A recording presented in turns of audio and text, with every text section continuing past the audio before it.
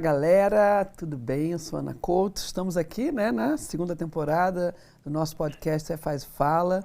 Nossa antropofagia aqui de brasilidade, a gente conversa com várias pessoas, diferentes perfis, e é isso que dá uma liga muito boa, muita inspiração para a gente construir mais valor para essa brasilidade. E hoje vai ser um episódio que eu estava esperando há muito tempo, que eu queria você no primeiro. Opa! Mas chegamos hoje aqui com o André Alves, que tem uma jornada incrível, psicanalista, pesquisador de tendências, escritor, trabalha com marcas e no divã. Uau! Isso aí é uma jornada e tanto. Então vamos começar, mas a gente, para começar a esquentar esses motores, a gente tem um aviãozinho que chega a você, que é uma brincadeira, que é uma pergunta que vão te fazer, que você vai responder. Esse aviãozinho aqui vermelho. Olha só. Que é uma brincadeira nossa do Faz Fala, que virou uma marca registrada nossa. E aí tem uma pergunta aí dentro. Vamos lá. Vamos ver qual que te coube. Se sua personalidade fosse um meme, qual seria? Paula que escolhe essas Que perguntas. A única maravilhoso. que sabe é ela. Ô, Paulo, mas aí você escolheu a melhor pergunta possível e a pior, né? Que é, eu gosto de um meme, né? Tem um Eu negócio sei. pra mim bom. Mas, Ana, obrigado por me receber. Tô super empolgado, sou muito fã seu, como você sabe. Então, Recíproca é verdadeira. que grande dia legal. Olha, se eu fosse um meme, nossa, é até difícil, porque eu tenho pensado nuns um pouco mais, a Associação Livre foi longe agora, mas tem dois que têm estado muito comigo. Um que é muito pesado, mas que eu tenho achado ele muito engraçado, que é um meme desse estado de corrosão que a gente se encontra, e ele é um meme que é assim, o metanol será servido gelado.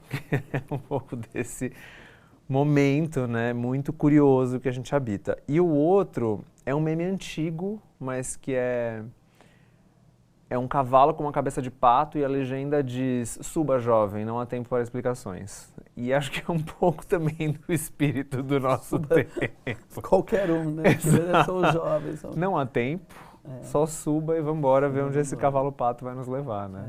Cavalo pato. Interessante. Adorei meu aviãozinho. Um presente para você de aviãozinho. Mas, então vamos começar a conversa, e a conversa começa com a sua jornada pessoal, que eu adoro entender como é que as pessoas chegam, onde é que elas chegam, né? Sim. Então começa aí, como é que você me conta da sua Nossa. trajetória, desde criança, eu gosto da criança. De criança? De cada um, Puxa, vamos lá. Que momento você se entendeu assim, uau? Eu acho que tem alguns. Um deles é, eu desde criança, apesar de no Twitter eu sou bastante acusado de ser gay padrão, né? Mas desde criança, eu era uma criança viada desde muito cedo, né? Eu sempre fui o viado da sala, da escola e tal. E aí acho que o grande momento que eu me encontrei foi quando eu comecei a fazer teatro. Eu fiz teatro por 10 anos, no colégio todo, assim, acho que foi uma luz. Colégio careta, um colégio aberto, pais Caretíssimo, caretas, sim. como é que era? Olha, eu sempre tive uma mãe muito aberta e um pai muito careta. E os dois nesse embate constante de o que vai ser dele, né? E filho único, filho de muitos?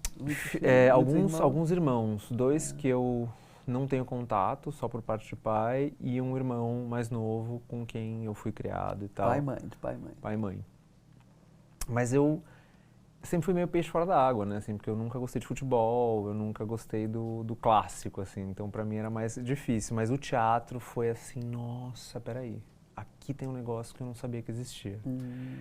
E foi mágico, assim. Foi muito, muito poderoso. E acho que eu peguei esse gosto por falar e por circular em diferentes ambientes e tal. Incorporar muitas mentes. Exato. Acho que veio daí.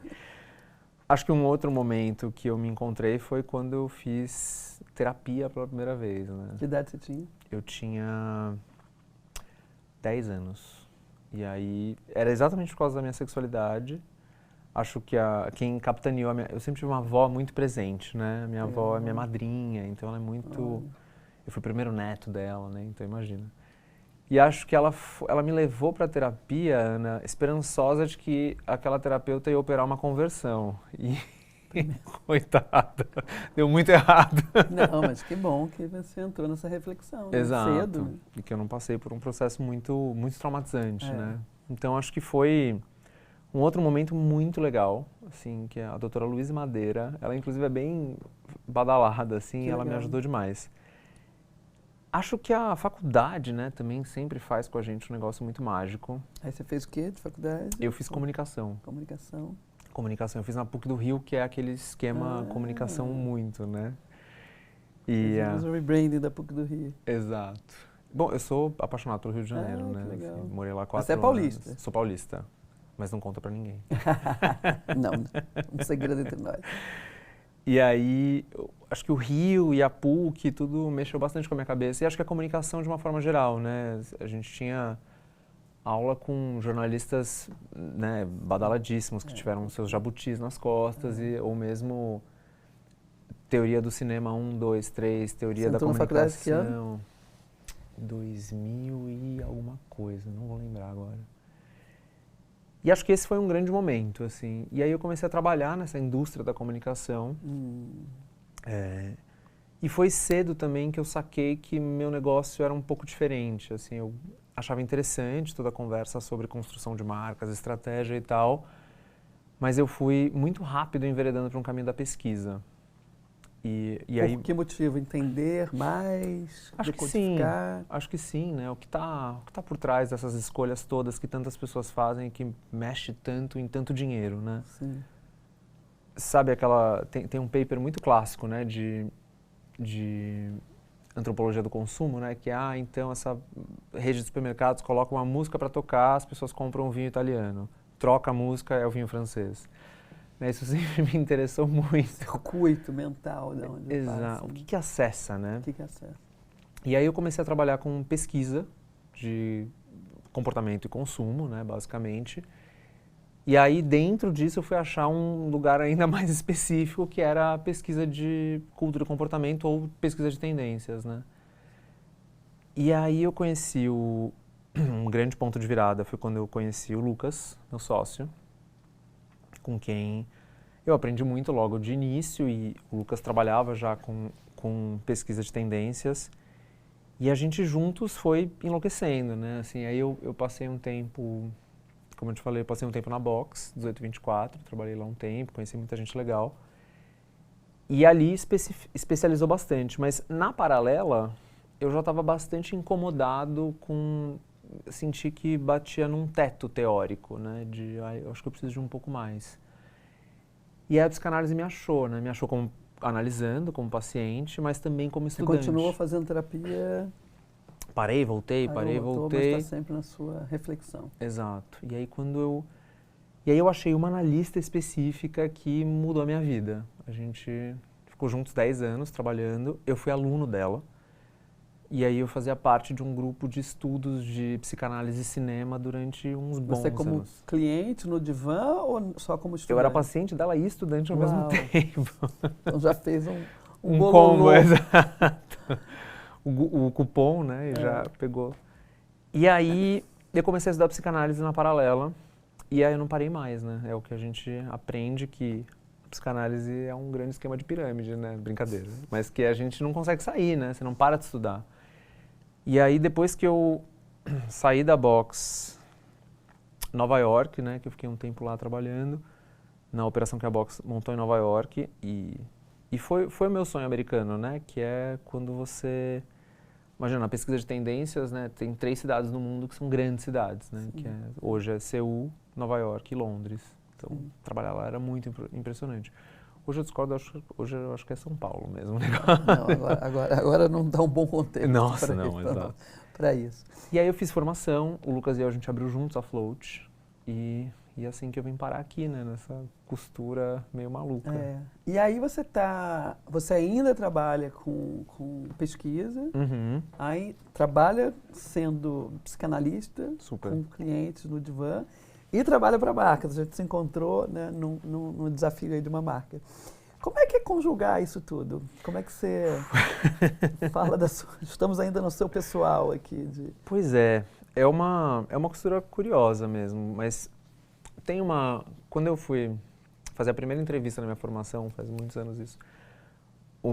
Acho que a primeira coisa que saiu de mim, que eu me surpreendi quando saiu, foi, eu acho que eu tô aqui para transformar o indivíduo em sujeito.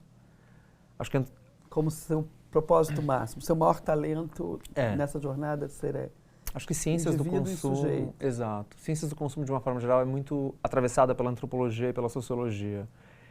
E a psicanálise é um bicho diferente, né? Na psicanálise a gente vai mais fundo em algumas coisas, apesar de, né, a história da psicanálise é muito atravessada por pensamentos interessantes, né? O Deleuze e Guattari, por exemplo, o Lacan faz, o Deleuze e Guattari cortam essa bola mais para frente, que é sintoma sociossocial, né? Então o mundo mora dentro de nós e de alguma forma a gente é atravessado, mas cada um dá o seu destino, né, para o grande outro. E aí nessa mistura, eu acho que é interessante observar por ou escutar por esses diferentes lugares, né? Acho que no trabalho, na clínica, tanto com indivíduos quanto com casais, é escutar a subjetividade na sua pureza, se é que ela existe. E acho que no relacionamento com o mercado a gente está muito colocado, né? O instituto que eu tenho junto com o Lucas, o Float Vibes, está muito colocado em fazer a palavra circular dentro das empresas também, né? E o que é a palavra circular? Seja um pouco mais... O que é essa busca, né, do consumidor, das empresas entenderem quem é esse consumidor? Você sabe que... Eu vou te contar vários segredos hoje, né? Mas a Float... Eba. Você sabe quando a gente nasceu, a Float, a gente fez 8 anos ano passado, né? O que você sabe, né? Uma empresa independente no Brasil, conseguir isso não é pouca coisa. Eu tenho 33. Não, você... Sei bastante. Você é o caso pra gente. Tem uma inquietação que moveu a gente desde o início, né? Porque o Lucas e a gente deu aula sobre trend forecasting, né? Ou pesquisa de tendências durante muito tempo e trabalhou em coisas muito interessantes, assim, né? Projetos no Brasil e fora, assim, muito grandes. Mas tinha uma inquietação que é esse discurso positivista, assim, muito afirmativo, né? E esse tom meio cá entre nós, meio cafona da pesquisa de tendências clássicas, sabe? De vai acontecer isso, cocooning, todo mundo vai ficar dentro de casa, sabe? E a leitura meio superficial da humanidade, né? E meio achatante, né? Assim, que vai reduzindo um pouco a complexidade das pessoas. Exato. Sabe, a gente passou por isso ano passado. Agora, os jovens não bebem mais e os jovens agora querem fazer corrida e festas no café, matcha latte. É desesperador. É desesperador, porque... Bom, primeiro é mentira, o jovem brasileiro continua bebendo bastante. Aí todo mundo vira uma caixinha, né? Exato. As gerações viraram agora... Exato. E aí a gente pensa muito pouco sobre isso, né? Então, quando a Float nasceu, a gente nasceu comprometido com uma coisa, que é... Com algumas, né? Uma delas é... O novo nasce da tensão de forças. Não há apresentação da Float que as pessoas não se sintam mal. Perfeito. Elas podem se sentir bem, mas elas também precisam se sentir mal. A gente precisa falar do sintoma social. Total. 2, a gente não subestima as pessoas. Nunca. O Vibes e Análise, o nosso podcast, que a gente mais escuta é esse. Nossa, mas difícil esse, não sei se eu entendi. Ótimo. Ótimo. Não é para ser entendido em sua totalidade, porque isso não existe. Então, a gente acho que parte desse lugar, assim. E aí, os trabalhos que a gente faz com as empresas, eles bebem um pouco desses princípios. Desde investigações mais profundas sobre um assunto. Então, o Boticário nos contrata para falar, o que é amor no contemporâneo? E a gente faz esse grande aprofundamento.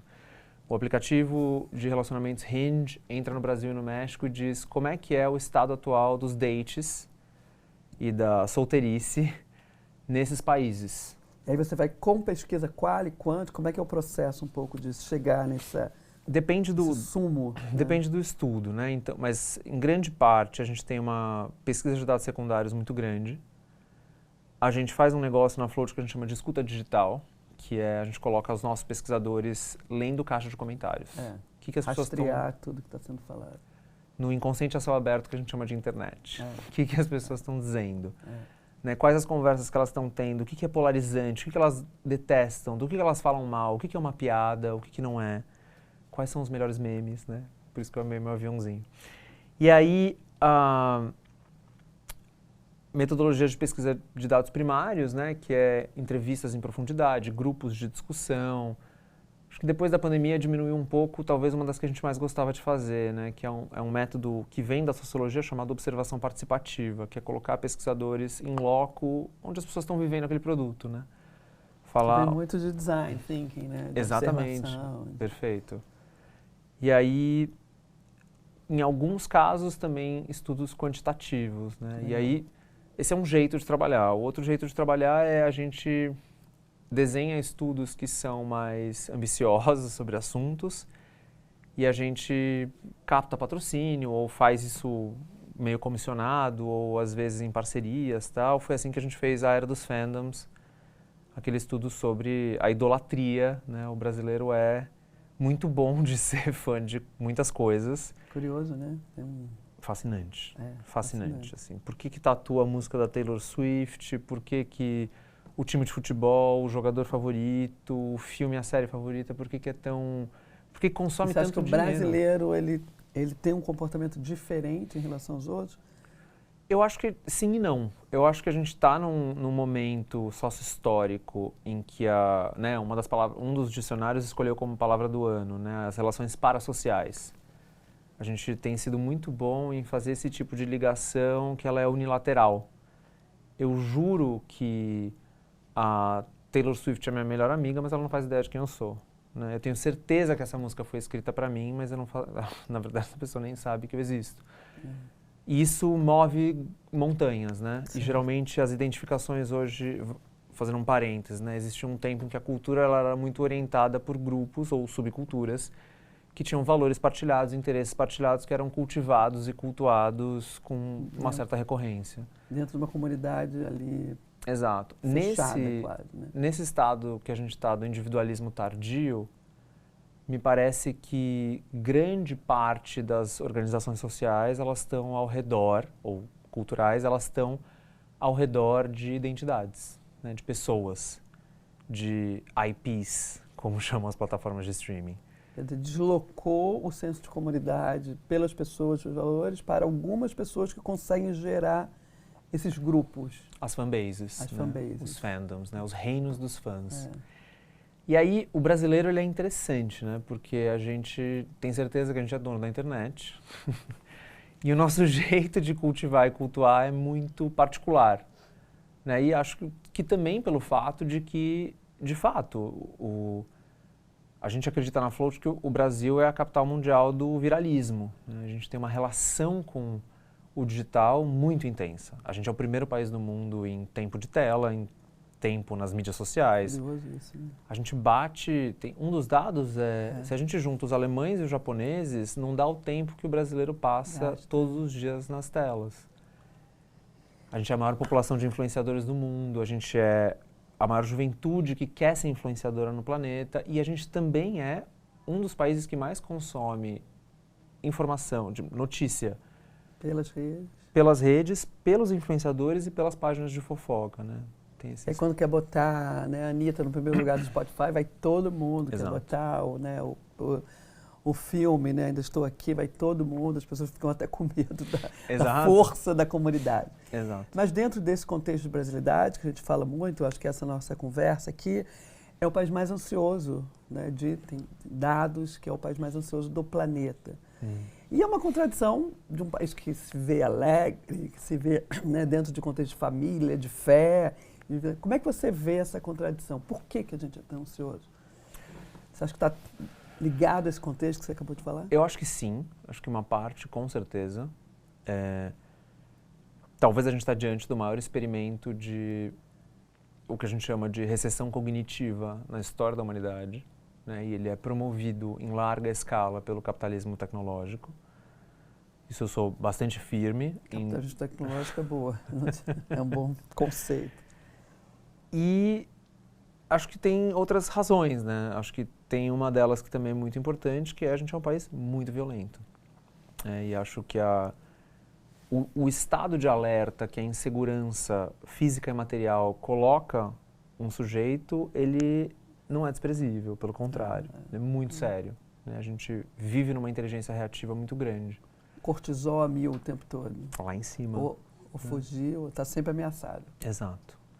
E aí a ansiedade. Dá pra gente pensar nas condições de vida no Brasil também, né? No tamanho que a gente tem de desigualdade, na luta que é para muitos. Né?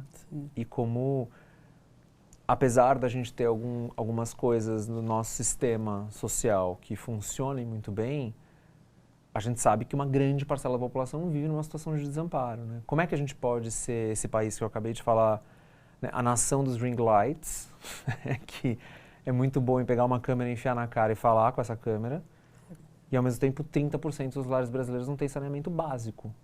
Né? Então A tecnologia deu um celular para cada um, né? Deu uma oportunidade, de certa forma, ao mesmo tempo trouxe a informação para dentro de cada um. Por isso que vem a influência, é muito rápido, vem as bets, é muito rápido. Né? A coisa pega fogo muito rápido. E aí a gente exporta o quê? Né? A gente exporta afeto, a gente exporta o país mais, né, empático, alegre, festeiro, o país que mais faz festa. Né, como é que fica isso? Onde é que está esse gap? Né? O Brasil agora está sendo mais visitado, está super cool. Né? Então, assim, virou, e a gente fala muito dessa potência do soft power do brasileiro. O que acontece nesse momento? Você entrevistou o Luiz Simas, né? Então, você sabe, acho que ali ele tem umas respostas muito boas mesmo, porque eu acredito que o projeto do Brasil ele deu errado mesmo, no sentido de, no melhor sentido possível, que é você desenha um país em cima da desigualdade e em cima da negação, né? A Lélia Gonzalez tem um trabalho fenomenal, assim, de nos mostrar que a neurose brasileira ela é de negação. A gente nega as nossas raízes, a gente conflito, nega a violência que nos constitui. Não somos racistas, não somos... Exato. E se tem uma coisa que a psicanálise nos ensina é, quando a gente não consegue relembrar, para elaborar e atravessar, o que a gente faz? A gente repete. E a gente faz de novo. E a gente se choca, nossa, mas como assim a gente tem uma juventude atual tão violenta? Bom, porque a gente não consegue elaborar um trauma histórico que vem sendo passado transgeracionalmente. Mas nesse sentido, o projeto ele também deu errado, porque a gente é uma potência mundial da alegria. A gente é muito bom. É muito bom. A gente consegue forjar o belo no horror. Mas a gente também consegue dar um show de horror. E acho que a gente está o tempo inteiro nesse fio da navalha. Porque... Mas é uma dialética ou é o fio da navalha? Eu acho que é um paradoxo mesmo. É um paradoxo. É um paradoxo que a gente tem muita dificuldade, inclusive, né, de navegar. Mas é aquela cena do agente secreto, sabe? Que o personagem do Wagner Moura, Marcelo Armando, ele entende que ele está jurado de morte, que ele está sendo perseguido. E quando ele sai desse prédio, tem um bloco de carnaval em Recife na frente dele. Ou tem um morto ali na frente que virou paisagem. O cara do posto diz para ele assim, tá tudo em ordem. Essa palavra, né, ela é maravilhosa. Ordem e progresso. Então, acho que a gente é muito bom de dissociação e, ao mesmo tempo, tem alguma coisa na nossa capacidade de produzir alegria, né, de ser um país muito, e de ser uma cultura, vários países, várias culturas dentro de um, mas acho que a nossa capacidade de fazer apoteose é inacreditável. Acho que é maravilhoso, eu já viajei para muitos lugares no mundo, nunca vi igual a gente tem aqui. Então, nesse sentido, acho que eu sou um brasileiro incurável, né? E penso... Somos todos. Somos todos. Quer dar um próximo passo de verdade na sua carreira em marketing e branding? Conheça a Assinatura Laje, a comunidade mais completa de aprendizado e networking do mercado. Aprenda com especialistas, pratique com desafios reais e evolua com quem faz. Acesse laje.com.br. Mas quando a gente vê, né, aí eu acho que tem essa conversa da mudança, da evolução do capitalismo, para a gente entender também que são, né, o que a gente precisa lidar, né? Você fala um pouco do Mark Fisher, do fim do futuro, e a gente está falando assim, gente, a gente não tem mais... Todo o futuro que a gente pensou já aconteceu, né? O Matrix, os Jetsons, a gente vive nessa realidade e realmente a gente não consegue mais projetar futuro. O que é isso dentro de um país que você fala, já não deu certo? Ou estamos num caminho diferente agora? Estamos num caminho diferente? Eu acho que sim e não. Eu acho que sim no sentido de, bom, se dar conta de que algumas coisas não conseguem avançar, Mas, ao mesmo tempo, tem, acho que esse estudo que a Quest fez, né, do Felipe Nunes, o Brasil no Espelho, é talvez uma das coisas mais importantes que a gente tenha produzido nas últimas décadas, pensando... Bom, eles fizeram, mas que bom que a gente pode ler. Sim, o Brasil como reflexão de sociedade. 10 mil entrevistados nunca tinha tido antes, né? Nunca tinha tido antes. E aí é muito impressionante se dar conta de como os valores atualmente são valores dos anos 70 e anos 90, né? De como a gente tem um retrovisor, de como a gente parece que é eternamente essa nossa sina, né? A gente é o país do futuro que não para de olhar para trás. E de resgatar... Que não elabora o passado, né? E que, ao mesmo tempo, resgata, assim, uma mentalidade conservadora demais, ou mesmo limitante demais, e que tem dificuldade mesmo de atravessar algumas dessas questões, né? De olhar para frente e construir uma nova possibilidade, sabe? É essa coisa maluca que a gente tem de como é que pode, ao mesmo tempo, a gente se enxergar como uma potência ambiental gigante por natureza, a biodiversidade brasileira, as empresas brasileiras que são muito boas nesse sentido, e aí, não, como é que é? Deixa eu ver se eu entendi, teve um vazamento na foz do Rio Amazonas de... Como isso acontece? Como é que a gente quer ensinar isso para o mundo, mas a gente não consegue aprender? Exato. Então, entender as nossas potencialidades, né? Claro. Eu acho que quando a gente não reconhece, né, e essa reflexão narcísica no sentido de quem que eu sou, o que é bom, porque ninguém é bom e ruim, só, né? Você não é só bom e nem só ruim, a gente é essa constante evolução. Se a gente não elaborar isso também, a gente vai ficar sempre nesse enxuga-gelo. Que não sei se é olhar para trás, assim, eu olho o país, eu acho que a gente evoluiu muito. Acho que a gente precisa, talvez, alguns frames de referência para a gente também não se perder nesse lugar da narrativa, da falta de conteúdo, de comunidade, falta de senso de pertencimento. Existe uma falta de senso de pertencimento, exatamente porque eu sou a melhor amiga da Taylor Swift. Mas ela não é a minha melhor amiga. Né? Eu sou dela, ela é minha, mas eu não sou dela. Então você gera ali uma solidão, uma falta de pertencimento muito grande, que eu acho que a gente está nesse momento, né, do jovem, não tem... Qual é a relação com a família, qual é a relação com o trabalho, né, o trabalho desconstruído, com a família desconstruída. Então, a gente precisa, de certa forma... E aí o que a gente encontra também, e aí a gente trabalhando, né, com branding, que é a antropologia e o design, criando narrativas que tenham...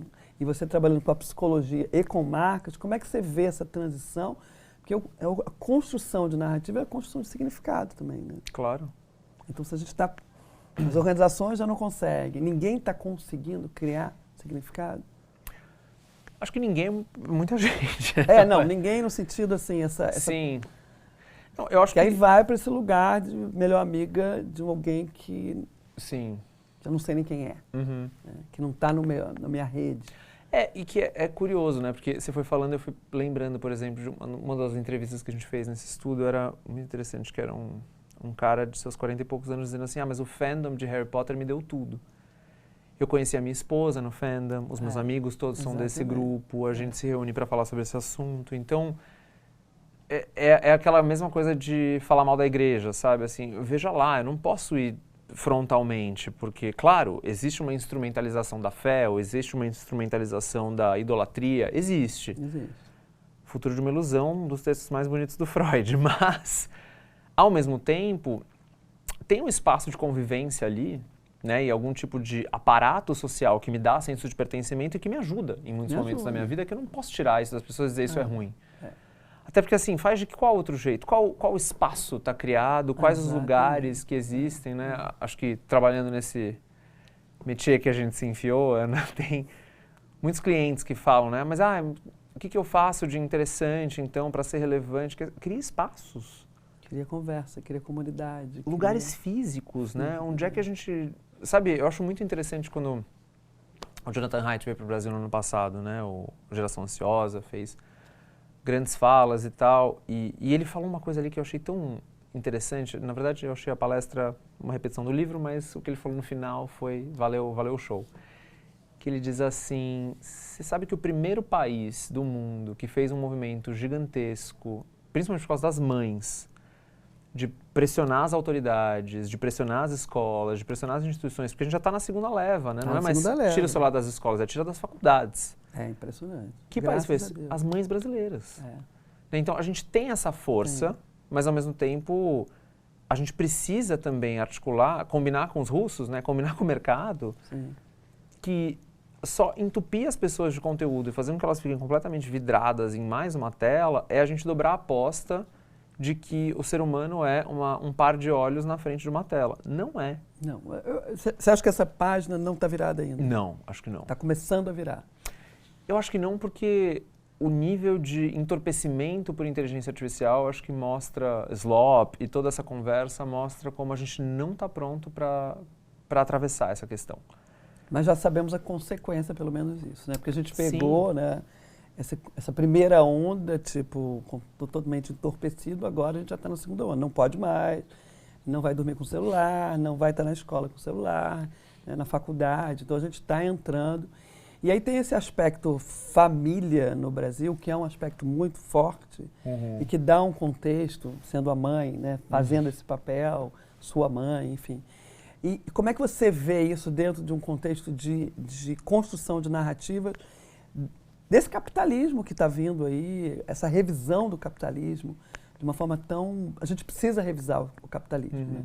Você está vendo isso funcionar com esses pequenos exemplos? A gente pode tomar de novo o centro dessa questão ou ficar à mercê do capitalismo tecnológico, americano, de certa forma? Como é que vai ser isso para a gente?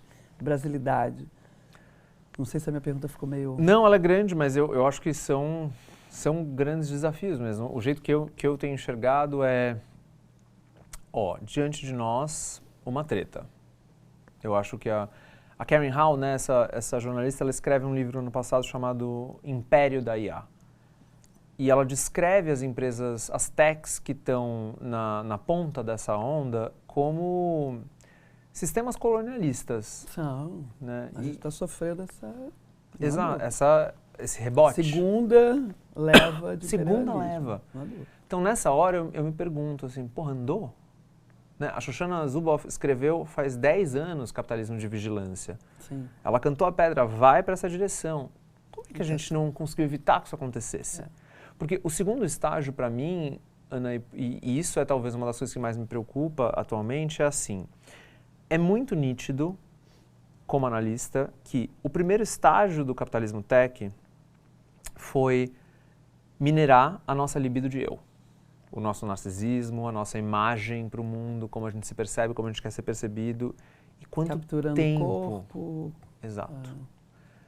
Quanto tempo e dinheiro e investimento nisso. Quando a gente vê... eu repito isso bastante, mas quando a gente vê o Zuckerberg falar que o americano médio tem 3 amigos, gostaria de ter 15, então com o IA vai se fechar o gap.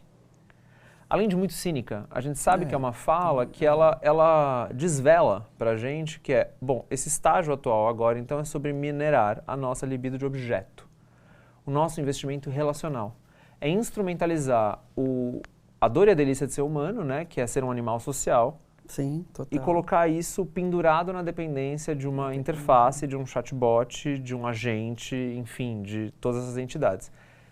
Eu acho que a gente está bem atrás nessa conversa, né? O Silvio Meira fala bastante isso e acho que tem muita gente pensando muito mais sobre esse assunto que eu, que está consciente de que tem um negócio diante de nós que pode promover um recrudescimento ainda maior da nossa inteligência. Com certeza. Né? Com certeza. É músculo, né? Não usou, vai ficando... Atrofia. Telefone, ninguém mais lembra o telefone de ninguém. Né? Exato. E aí, ao mesmo tempo que Atrofia. esse troço está ficando esperto demais, né? Sim, vai ficar um... E o que me preocupa é qual é o impacto disso tudo na nossa capacidade de fazer relação, Sim. de fazer laço. Sim, Né? Porque sim. nesse estudo da Quest tem um dos dados que mais me impressiona é o brasileiro nunca esteve tão desconfiado. A gente anda tendo muita dificuldade de confiar no outro e a gente anda tendo muita dificuldade de conviver com a diferença. Como é que pode? Polarização, não tem mais diálogo, né? Como é que pode? O Brasil, que a gente estava descrevendo há pouco, nossa, a gente é muito bom de fazer grupo, de fazer festa, de fazer tudo isso. Como é que a gente perde isso assim? Não, peraí. Há de se pensar. Há de se pensar. Temos que repensar o nosso papel no mundo mediante essa grande tecnologia, porque eu acho que, né, a vida americana ela foi estabelecida sobre o aspecto de não ter laços afetivos. Né? Eu tenho uma história minha pessoal, uma filha de uma amiga entrou na escola americana, eu morei nos Estados Unidos muitos anos, fez 2 amigas americanas, no segundo ano, a diretora botou cada uma numa sala e falou assim, aí a mãe foi reclamar, falou, pô, acabou de fazer 3 amigos. Nos Estados Unidos nós não reforçamos laços afetivos. Uau. Ninguém tem amigo de infância. Aqui, no Rio de Janeiro, eu conheço pessoas de 50 anos, 60 anos. Meus amigos vêm comigo, como os seus devem vir. Sim. Então, é um programa de cultura, né? Os nômades, porque eles precisam trabalhar. E aqui a gente foi diferente, ainda é. Você acha que a gente tem capacidade de resgatar essa nossa... Porque aí o papel da cultura é muito importante, de entender a brasilidade com outro olhar, que não seja somente ser vítima de um capitalismo agora tecnológico, que está, né? Podemos nos reentender como cultura da família, da fé. De outros modelos de família também, né? Quando eu digo família, eu digo super, grupos super, não, fiquei pensando de nisso. valores, né? Não tradicional, olha, pai e mãe. Se não nós, quem? Exatamente. Acho que esse é o... Eu participei no ano passado de um debate que eu fiquei muito impressionado, fiquei dias pensando nisso, né? Que era um debate sobre IA. Eu participei de um estudo, né? Fui um dos entrevistados. E aí eu estava entre o diretor de um instituto de IA no Brasil, alguém que está tentando correr atrás, né? E movimentar tecnologias brasileiras, empresas brasileiras, etc. E do meu lado esquerdo tinha um ativista, né? E a opinião dos dois era, essa guerra a gente já perdeu. Eu falei, o quê? Você já perdeu, você já não, o que a gente está fazendo aqui, então? Exatamente. Porque, assim, o psicanalista geralmente é o cavaleiro do apocalipse, né? Ainda mais um que está sem vestido de preto. Agora, porra, como assim perdeu? Não. Perdeu. Não perdeu. A gente vai ter que fazer alguma coisa. Exato. E está na hora da gente... E acho que coisas têm sido feitas, né? Eu Também acho que existem muitos esforços, né? Assim, acho que as pessoas, de uma forma geral, elas não estão totalmente apáticas ou... Mesmo na crise de sentido que a gente habita, mesmo com todos esses dados impressionantes que você descreveu, ou que, né, a gente pode cavocar sem parar, mas há muita coisa sendo feita. O incômodo da crise, da ansiedade, não é um bom sinal para a gente refletir? Porque eu acho que crise, né, é isso. Eu me lembro com 12 anos de uma ansiedade absurda. Meu médico falou, olha, Ana, tem frontal aqui. Eu falei, não, frontal não. Vou para psicanálise, vou fazer outra coisa. Fiz anos depois. Mas a ansiedade é um motor de reflexão. Estamos refletindo mais? Não sei. Acho que essa é uma pergunta. Mas o Lacan tem essa frase clássica, né? Que é, a angústia é o único afeto que não mente. Está angustiado? De dentro. Né? Ótimo. Como é que a gente vai fazer alguma coisa com essa angústia para não deixar ela nos sufocar? Acho que esse é o perigo da angústia. Né? Ela nos sufoca, a gente não consegue andar. Sim e não, né? Porque... Por mais que tenha todo esse aparato muito assustador, muito impressionante, já perdemos, também tem coisas acontecendo que é, bom, o crescimento das faculdades de psicologia, o interesse pela saúde mental, né? Essa conversa... Essa conversa tá... Ela acontece, né? Você fazendo Eu sou um fruto disso, né? De Vibe Flow, Step-Rel no mundo, fazendo terapia, né? Para todo mundo assistir. Isso é reflexo desse momento de alguma busca, de né? Alguma busca. Alguma coisa tem que transformar. Os coaches todos também, né? Porque tem coach para tudo quanto é lado. Exato. É um sintoma, Como é que você vê isso? Eu acho que é parte de um sintoma social, mas é também parte de um movimento na tentativa de tratar isso, né? Eu acho que a dificuldade é... Eu não sou o tipo de analista que acredita que a cura, se é que existe uma, ela está dentro de uma sala com um divã. Eu acho que ela é parte... Sim. Mas eu sou muito fanoniano nesse sentido, né? O Frantz Fanon tinha uma fala muito interessante que é como algum tipo de engajamento social é a chave. Algum tipo de sair de si para conseguir se diluir no coletivo e junto com esse coletivo promover algum tipo de transformação é algo fundamental. Sim. Nesse sentido, o americano é bom, né? Porque o lance da comunidade, né, local é um troço que está erodindo, né? Eles estão com um problema lá. Agora a coisa está diferente, mas era... Mas é também um valor, né? E acho que nesse sentido tem algo para a gente assim, muito importante, que é não dá para criar ilhas, não dá para... Porque a tese está colocada, né? Ou é bunker ou é Marte, e esse é o jeito. Não, gente, não. Tem mais coisas. A gente é bom de antropofagia também, né? Exato. A gente é bom de recriar as coisas e de jogar para fora de outra forma. E isso, como é que você está vendo isso em relação a organizações, né? Olhando, porque a gente, não sei se é um dilema seu ou não é, eu acredito nas organizações que elas vão evoluir porque elas são um lugar, a gente falou de trabalho, né? Qual é o papel do trabalho na vida contemporânea? Ele está sendo colocado num lugar recolocado nesse lugar que você não precisa muito, que você vai se aposentar, ou ele está sendo colocado no lugar da paixão, é o seu drive de vida? Como é que você vê isso? Está dentro desse discurso do novo capitalismo, o papel do trabalho? Eu tenho pensado que tem bastante ceticismo no ar, né? Assim, um cinismo muito grande em relação ao papel do trabalho. Mas eu acredito que o trabalho tem um papel fundamental porque a gente quer que a nossa realização tenha sentido. Exato. Não acho que a gente abriu mão disso totalmente, pelo contrário. Seja no hobby, seja em alguma coisa que se faz e tal, algum projeto paralelo, né? Tem um dado que eu vi esses dias, né, da quantidade de pessoas que têm seus projetos paralelos atualmente. E acho que são esperanças, né? São formas de... Esperançar, como diz Paulo Freire. Exato. Onde é que eu acho que esse negócio complica? Trabalha-se demais. Trabalha-se demais. E por quê? Para quê? Né? Por sobrevivência, né? Acho que tem isso e tem um lance do sujeito do hiperdesempenho, né? Que é a grande herança do nosso tempo. O sujeito do autocontrole. Controle as suas emoções, controle os seus horários, controle as suas relações, controle a sua produtividade. Eu acordo às 4h30 da manhã, eu faço... Esse ideal está muito bem colocado. Sim. E acho que ele move muita gente. Mas, no final das contas, não dá para colocar todas as fichas do sentido em uma única fonte. É preciso distribuir o sentido. E essa é a nossa... Esse é o legado do Freud, eu acho. Eu acho que o Freud escreve no Mal-Estar de um jeito muito poderoso, que é: a felicidade oceânica não existe. O que a gente tem são as ondas de alegria. É preciso saber aproveitá-las. Sim, sim. Que é a vida, né? É a vida. E elas não vão completo de alegria.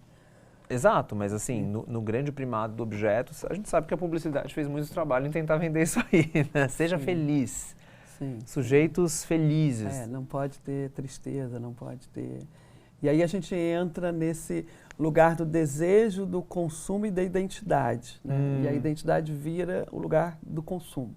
Como é que você vê isso? Isso precisa ser destituído desse lugar de identidade do consumo? Isso foi fruto de um capitalismo que não vai ter mais, ou não? Né? A gente está falando de branding como uma construção de valores, de impacto. Como é que você vê o consumo além da identidade? Ou lifestyles, ou né? lifestyles, né?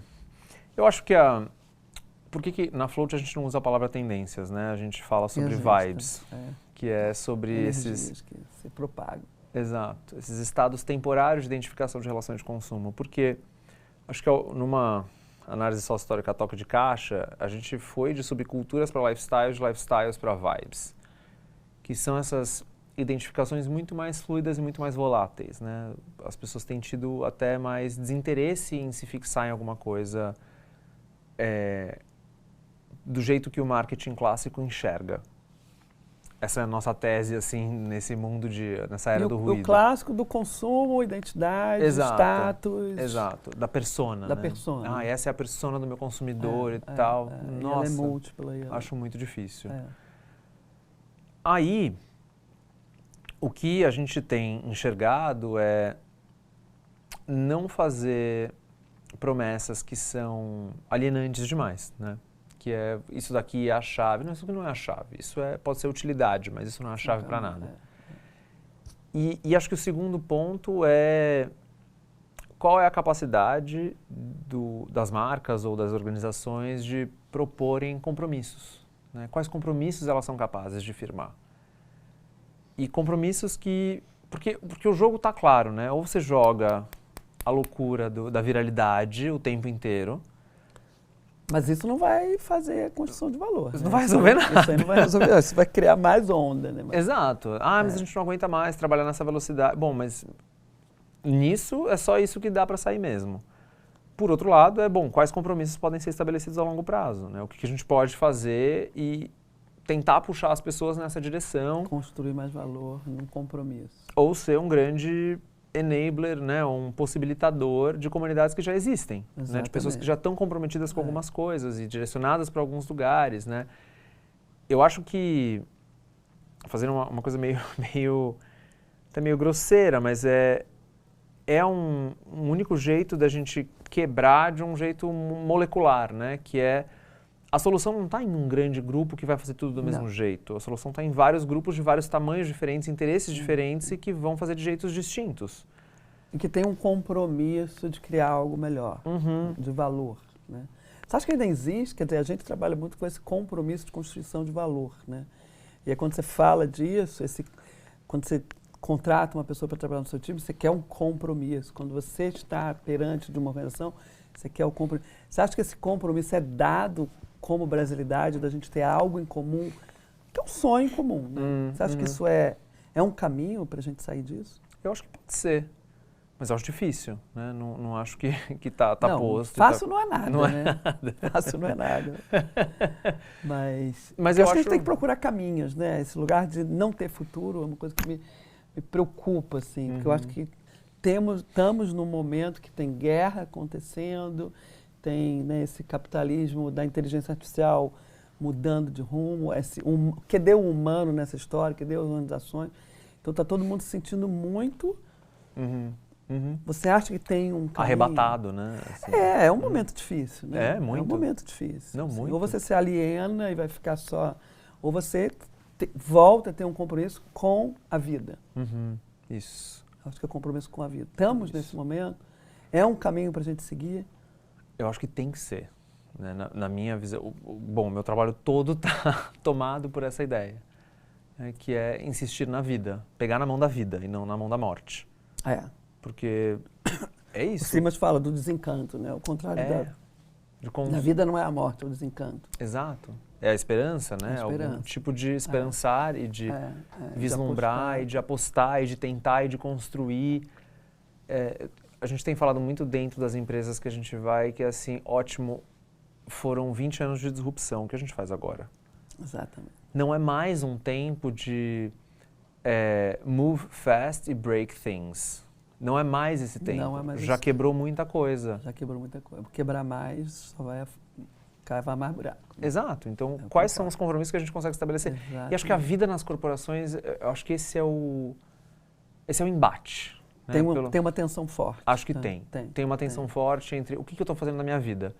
Eu estou aqui sentado nessa cadeira todos os dias, fazendo essa função para que alguém que não sou eu ganhe muito mais dinheiro do que eu. Sim. Ou eu estou aqui nessa função porque algum tipo de mudança vai ser promovida, vai ser produzida. E eu tenho esse compromisso de estar aqui, porque a organização está junto comigo. O cara, já entrevistei muita gente dentro das organizações, né? O cara que está na linha de produção, fazendo a lata de Guaraná, ele vai me dizer assim, olha, eu quero, ou de outro refrigerante, enfim, eu acho interessante poder fazer isso e depois na mesa de domingo, no churrasco, as pessoas falam assim, nossa, você está envolvido nisso, né? E essa latinha vai ser reciclada e vai passar para alguém que vai ganhar dinheiro também vendendo ela.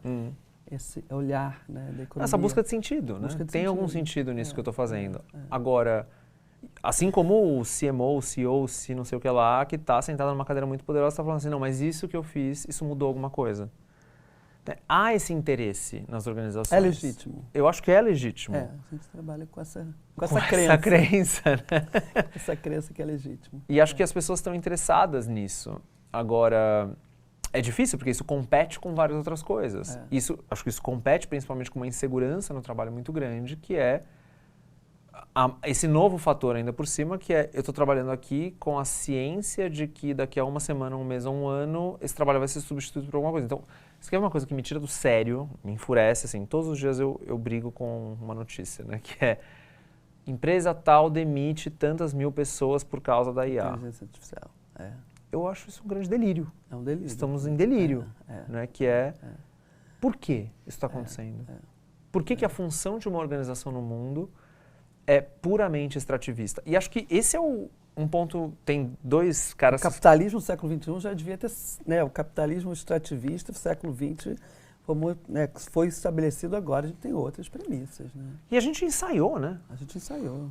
Muitas empresas grandes, inclusive, conseguiram tomar essa... Sim. Mas sabe quando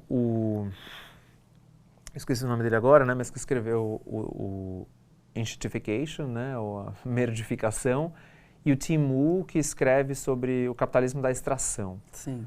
Os dois fazem uma análise muito clara que é o capitalismo tech, ele deixa como grande legado o escalpelamento. Que coisa, É né? tirar tudo, porque você pensa, se a gente pensar no capitalismo industrial, né, eles ainda construíram bastante universidade pelo mundo afora, doaram para os museus, fizeram fundações, né? O capitalismo tech não tem nem isso. É puro lucro e concentração. E aí, nesse sentido... Não nasceram com essa premissa, né? O Google, quando nasceu, pegou 1%, ele abriu o IPO, ele botou na governança dele 1%. Todo o resultado dele, ele ia investir enfim. Isso mudou, né? Mudou. Isso eles trocaram de lado mesmo, nesse sentido. Né? Viraram... e tinham todo esse discurso do bem. Então, a gente precisa... eu acho que a gente está evoluindo para uma terceira etapa, né? Eu acho que não sabemos onde vai chegar ainda. Sim. Eu acho que a gente não sabe onde vai chegar ainda, mas vamos trabalhar para que chegue num lugar bom para a humanidade, né? Porque para quê, né? Ter tanto. Quando você olha hoje o teu divã, né? Você acha que as pessoas evoluem? Que momento que elas têm? Porque é difícil também você... né? Aquele imprint da infância, aquele padrão que vem, que você vai repetindo. Quando a pessoa muda? Porque a mudança é individual, né? A mudança vai ser sempre... E às vezes não muda, né? Às vezes não muda. Às vezes não transforma, mas acho que cada um cria a sua forma, né? Mas acho que tem uma coisa muito... Sabe que as sessões mais bonitas, assim, eu acho que me vem à memória, assim, te escutando perguntar isso, tem poucas coisas que são tão mágicas quanto... quando alguém perdoa o seu passado, né, foi isso.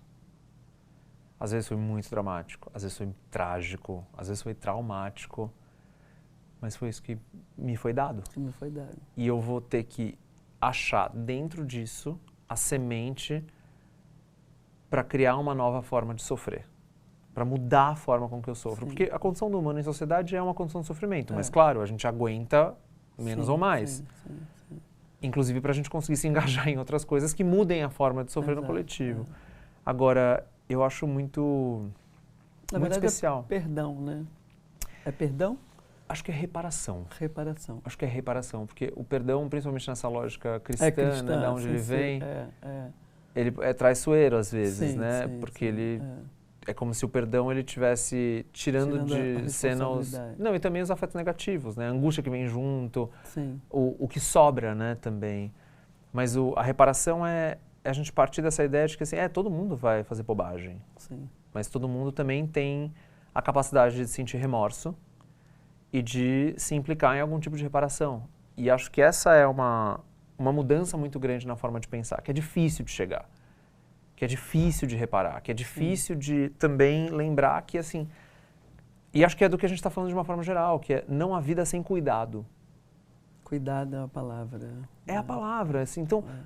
Não tem essa ideia de só lucro, porque se não tiver cuidado, não tem o que fazer. Mas a gente economiza água, ótimo, mas é pouco, o que mais? Sim. Que eu acho que é um pouco dessa ideia, né? Como é que você deve ter visto Davos esse ano, né? E a Edelman que vem com o seu barômetro da confiança e todo ano eles nos deprimem ainda mais. E aí, esse ano Dados e fatos. Realmente, eles chamaram de o grande insulamento, né? As pessoas num estado radical de isolamento, de desconfiança no outro, né? Um comportamento bem fóbico, paranoico em relação ao outro. E as empresas como as únicas instituições que ainda acumulam algum tipo de confiabilidade. Sim. É um papel, né? Bom, há um papel. Mas os acionistas, os stakeholders, os shareholders, fácil não vai ser, mas há um papel. Eu acho que tem um papel. Você acha que evoluiu a consciência e a intenção das organizações brasileiras nesse contexto? Entendendo o papel delas? Tinha uma coisa um pouco nós e eles, né, hoje.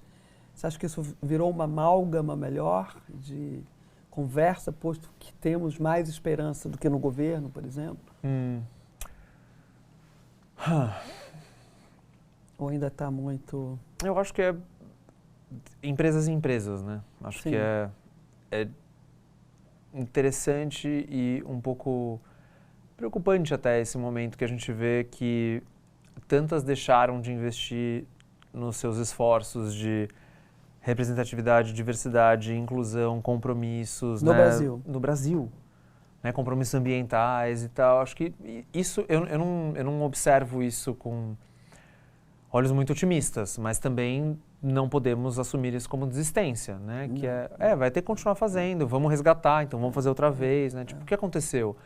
Era só discurso? Era só uma tentativa de atrair melhores talentos ou de sair melhor nas matérias? Que de novo volta a nossa cabeça, né, subjugada por uma visão lá de fora, né? Exato. Será que a gente vai ter consciência agora que temos potenciais incríveis, que podemos direcionar as nossas ambições dentro do nosso contexto de brasilidade? Porque isso vem lá de fora, né? Agora não está mais woke, saiu de moda, né? E aí a gente replica que ainda tem essa, né? A gente ainda vive nessa... Temos capacidade de pensar autonomamente, um Brasil autônomo? Não, eu acho que temos. Entendendo essa potencialidade? Eu acho que temos. Mas, estamos evoluindo para Mas isso? acho que pensar dá trabalho. Pensar dá trabalho. Né? E acho que nem todo mundo não está afim desse pensar hoje trabalho. dá muita mais consequência. Total, mas é interessante isso que você puxou, né? Porque a gente está diante da primeira força cultural que tem o mesmo impacto de woke, que é trad, né? Que é o tradicionalismo como uma força de pensamento muito intensa, né? Muito pulsante. E, bom, a gente vai ter que criar um jeito de olhar para isso e lidar com isso. Sim. Né? Porque não é possível que a gente vai... Que valores são esses de brasilidade que a gente quer reforçar, né? Perfeito. Que valores são esses? É diversidade, né? Equidade, essa questão do feminicídio é uma loucura também, né? Então, assim, essas coisas dúbias que a gente... o país mais feliz, mais ameno, é o país que mais mata, né? Então, acho que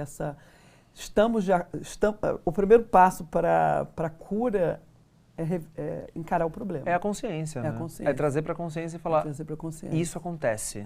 Né? E a gente está falando muito de dados e fatos que antigamente a gente não falava, né? Acho que também, né? Então, acho que também. É o começo da cura, da brasilidade, se entender ou não? Tomara, né? Tomara. Eu também.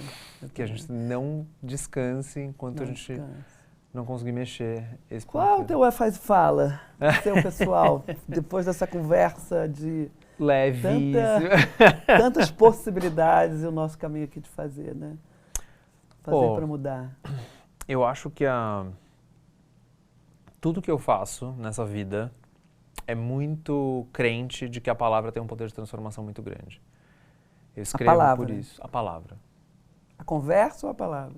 Não, a troca, né? Troca. Assim, a troca. Porque sem isso, você fala da violência, né? A violência... Para mim, sendo bastante psicanalista, a violência é a ausência de linguagem. A violência é quando a palavra não entra. E aí a gente se torna brutal, né? Assim, um ser puramente instintivo. Então, nesse sentido, eu acredito na palavra. Eu tenho uma fé que a palavra tem um poder muito grande. Então, tudo que eu faço é nessa direção. O que eu escrevo, o podcast, assim, até eu consegui produtizar até o meu hobby, né? Mas é o Psicanálise Selvagem, que é analisar filmes e séries e fazer vídeos a respeito disso, ou videoanálise, bom, tudo bem, a gente está assistindo essa quantidade de cavalar de conteúdo, vamos pensar. Porque eu não acho que a gente vai para o cinema para fugir da vida, a gente tem que ir para o cinema para entender a vida. Total. Então, esse é o papel da arte, né? Exato, então esse é o meu faz e fala, assim, que é fala. Que legal. Último livro, um livro que você leu, assim, que você acha que a galera que está nos ouvindo, que trabalha, assim, com todas essas dimensões de desafio, gostaria de ler para a gente fechar aqui a nossa conversa? Eu acho que o Brasil no Espelho é um grande trabalho. Acho que é um grande trabalho da Quest, o livro do Felipe Nunes é muito bom, e acho que, né, ainda bem que a Globo ajudou a custear esse trabalho, ou custeou esse trabalho, então acho que tem uma potência muito grande ali. O nome é bom, né? A gente se olhar no espelho. Autoconsciência é tudo para uma mudança. Né? Não, Estado do Espelho, né? O texto mais importante da história do Lacan, né? Que é aquele momento em que a gente se olha no espelho e a gente percebe, inclusive, uma outra coisa, que acho que tem muito a ver com o negócio que você trouxe, que é, de frente do espelho, a criança se dá conta de um movimento duplo. ela se vê e se reconhece e ela sabe que tem um terceiro que olha para a imagem dela no espelho e reconhece. Então esse momento pop, o Brasil na evidência, é um momento do espelho. É um momento do espelho. Como a gente quer ser percebido, como a gente quer ser visto e como que a gente quer, se olhar, né? Se encarar de frente e falar, esse é o nosso conjunto. E tem um gap, né, entre como nos percebem e como somos de verdade, de certa forma, por esses dados todos que a gente vê. E a gente precisa juntar isso, né? Que tem intenção de ser melhor, né? Tomara. Vamos nessa. Vamos fazer o nosso papel. Né? Tô aqui. Super obrigada por esse papo tão inspirador. A gente ficaria aqui horas conversando. Acho que são muitas frentes, né, de conversa, mas o 360 é importante, né? Olhar de várias frentes, antropologia, sociologia, pesquisa, Freud, Lacan, olha, vamos para o fim. E branding, que eu acho que no final é a nossa frente aí de amarrar isso com as organizações, com as pessoas, com a cultura, né, de Brasil. Seguimos. Super obrigada, querida. Obrigado pelo convite, foi muito bom. Eu sou Ana Couto, estou aqui para te fazer um convite, abrindo os bastidores do Faz e Fala no nosso podcast. A sua marca que acredita em brasilidade como força de valor e impacto, o seu lugar aqui com a gente. O Faz e Fala é mais que um podcast, é mais que um festival. É um movimento que conecta brasilidade com marcas, cultura, negócio e inovação. Quer conhecer mais essa jornada ou quer fazer parte apoiando esse movimento? Vem ser parceiro ou patrocinador. Fale com a gente, escaneie esse QR Code e entre em contato. Vem ser e vem fazer o Faz e Fala. Juntos estamos mais fortes.